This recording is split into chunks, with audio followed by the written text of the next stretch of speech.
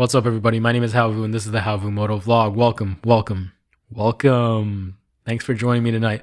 Today's video is Watch Before You Buy, Kawasaki KLX300 Supermoto Edition. So I'm going to put myself in this mindset. I'm going to try to stop saying, because I have such a huge problem with that, a lot of ums, uhs. Try to be a little more focused from here on out. I'll try my best. So this video, I kind of want to aim it at someone who is new, someone who is in the market and trying to make the decision of whether they should buy the KLX300 Supermoto. Now, my previous video was about what you can buy for $6,000. It was a little misleading, and I had to put a little disclaimer after I recorded the video because I thought I don't want these new guys to think that if you have $6,000 cash and that's all you have, that you're going to be able to go and buy these motorcycles, because you're not. And I thought that same way. I was super naive when I went out to buy my first motorcycle, the CB300R.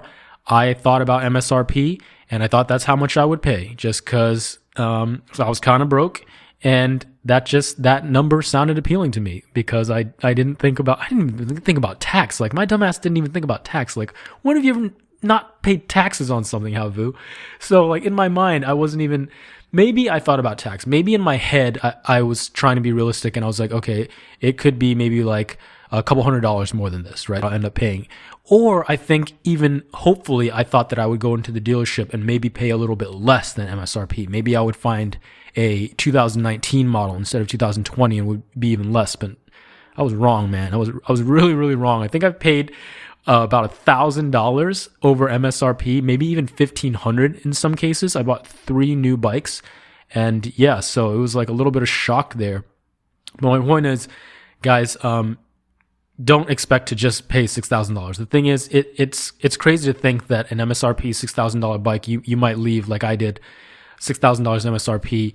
$7,515 is what I paid for the KLX300 Supermoto here in Northern California. So that is kind of steep to think about, especially when you consider the fact that with $7,000 in your hand, with $7,500 in your hand, you can literally go buy any used motorcycle that you want. Literally. Take it from me.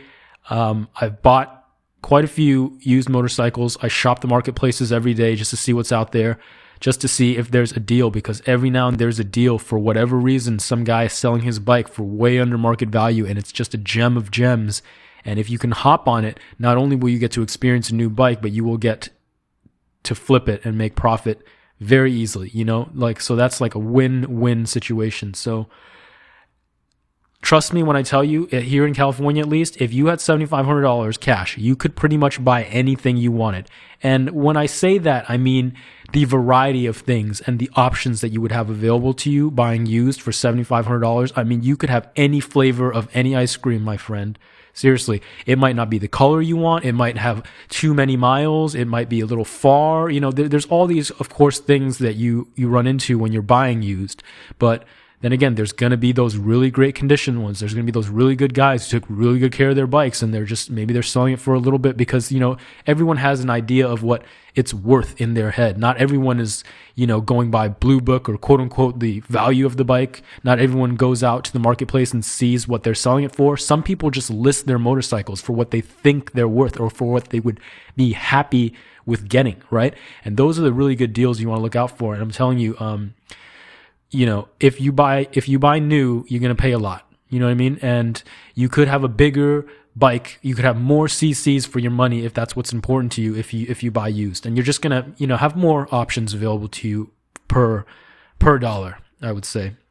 So that was a huge tangent there, but I think that's pretty solid advice for a new rider. So definitely that still kind of applies to the video. Definitely watch this before you buy a KLX300 Supermoto. Know that you might pay upwards of $7,500 to get that thing out the door. So keep that in mind. That's what I paid out the door. It's paid off for me, so I really wouldn't recommend you going into debt. I really wouldn't recommend you making the minimum payments, especially if you're just kind of scraping by or you're just going to be eating ramen noodles or something to afford this thing. Just debt is not a very good thing. It follows you around, and just, from college up until more than I care to admit, I was in debt. And I was just making minimum payments, and being financially free is like super important, I think. Just because it's just like this weight that's holding you down, and you can't really live the life you want to live and be free financially and just, be on your own adventure if you just like constantly owe someone else money, and that money is even just like interest is accruing on it, and you might not know. You might think, oh, minimum payments, I'll just do this until I pay off the thing, but really just the amount of interest, it's criminal. It really is, and you don't want to get yourself into that situation. So if you have to finance the bike, just make sure you're doing everything you can to throw extra money on it, right? Every little penny that comes your way extra, throw it towards that loan. You do not want to pay extra in interest. I mean, thousands of extra dollars in interest can buy riding gear, it can buy insurance, it can buy gas, it can buy food to take your mom out to lunch or something like that, man. Like anything is better than just like throwing money away. So yeah, take my word on that. It's really nice to be debt free, and it really just means your freedom. And buying a motorcycle, it's essentially about freedom, right? So there's no worse way to be free than to owe someone a bunch of money. So another little tip there for you young guys, please don't get yourself into debt, into more debt, because once you're in debt, then pretty much everything you buy, especially if you're using a credit card, or even things that you buy outright with cash, as long as you owe someone money, then it's just like you are in kind of a hole. So 300 Supermoto, okay, let's get into some meat and potatoes here. Before you buy the 300 Supermoto, understand that it's super, super fun. Understand that you're about to make a really good decision. Understand that dual sport and Supermoto, in my opinion, is some of the most fun you can have on a motorcycle. And I'm not saying that that's going to be your only one, or I'm not saying that you don't need to try anything else, because, you should have experiences. I said another, Someone count these for me. Let me know if I hit 5, So if you have the ability to go out and have a huge garage full of motorcycles, and you have every tool for the job, that's amazing. I feel like that's not most of us, and most of us aren't that lucky. Most of us maybe can barely even afford one bicycle or one motorcycle. So let's think about that. As a beginner rider with only money to afford one motorcycle, what are you going to do? What's your budget? If you're willing and able to buy this, or maybe lightly finance this, I think it's a great choice. So if you want the dual sport, if you live somewhere where there's a lot of trails or a lot of places where you can get your tires on the dirt, and you think, man, that would be fun, definitely the KLX or any of the other dual sports, right? The point for me, not so much that it has to be the KLX, because I really just have no experience with this dual sport and Supermoto outside of this KLX300SM, but I just understand now how much fun these little bikes are. The power to weight ratio is something that you can't ignore. So I don't care if anyone tells you that these are small, boring bikes. When people talk about small, boring bikes, they generally mean kind of bland 250, 300cc bikes that are maybe a little heavier, and it's just a smaller version of something else that's better when it's bigger, right? That's what generally people are saying when they're saying these small bikes are boring. But anyone who tells you a dual sport or a Supermoto bike is boring, they just don't know what they're talking about, and you should not listen to them. Just walk away. Tell them to subscribe to the How Vu Moto vlog. Do you know what I am saying? These bikes are light, they're thin, they're easy to maneuver, they're relatively bare bones, and if done right, they're punchy. That's the point, right? Not to break any speed records, but how can you take advantage of this light weight? Then you give it some good low to mid-range torque. So when you twist on that throttle, you can hear it. It sounds like a little dirt bike in an urban environment, and you're just going, but not at a crazy speed where you think that your face is going to melt off, right? Because at that point, adrenaline kicks in. And I think that's very different. A lot of people confuse adrenaline with fun. A lot of people like the thrill of adrenaline. It's a thrill, but is it necessarily fun? The kind of fun that just puts a soft smile on your face and just makes you happy to be alive, that melts the stress away. Not that kind of fun that has the adrenaline pumping, your blood is pumping, your heart rate goes up, and part of that rush is thinking, man, am I going to die? You know what I'm saying? Like, am I going to die? Am I going to get hurt? There's that thrill of the unexpected, right? Nothing wrong with that.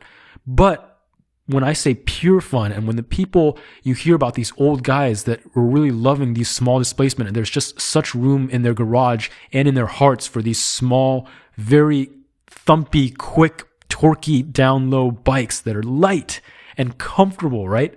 That's what they mean. It's just pure, unadulterated fun without any of the nonsense.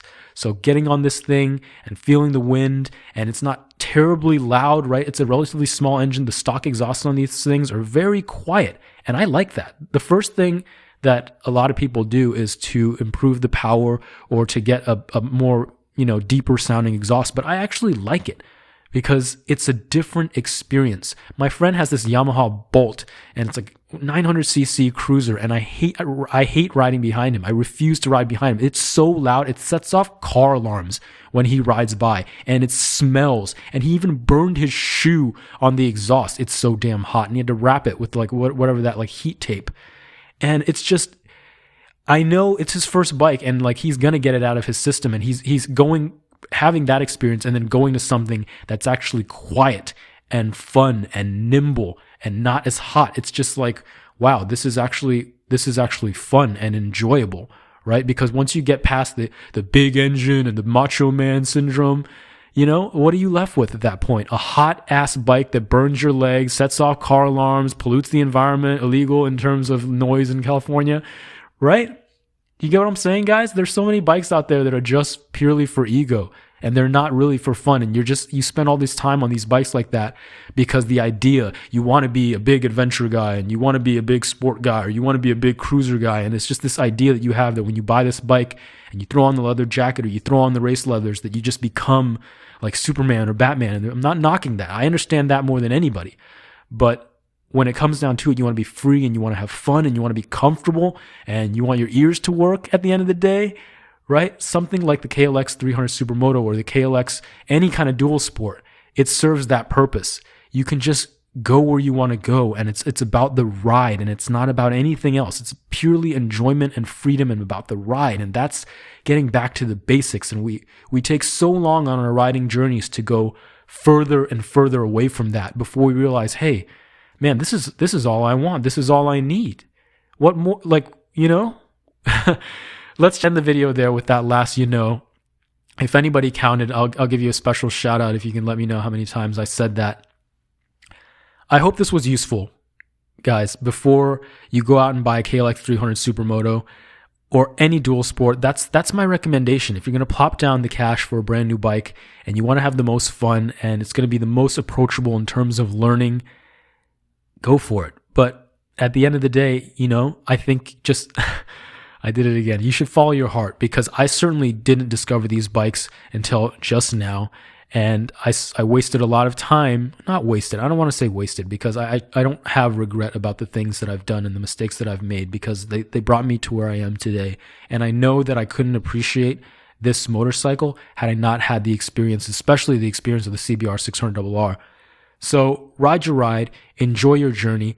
But if you feel like taking it from me, or if you feel like taking it from any number of experienced riders who will tell you that these little bikes, these little dual sports, these little supermotos are some of the most fun you'll have on two wheels, maybe you can save yourself some time and money and just go for that. Go for that right away. Let me know. Let me know what you guys think. Let me know what you guys decide. This was supposed to be a short one, 14 minutes. I don't seem to be able to do anything under 12 minutes. If I had cut out all the you-knows, do you think this would have been a 10-minute video? You know what I mean? Anyways, thank you very much, guys. I will see you on the next one. But before we go, I just want to wish you happiness. I want to wish you health, and I want to wish you unlimited joy on your motorcycling journey, wherever it may take you. Thanks a lot, guys. Bye-bye.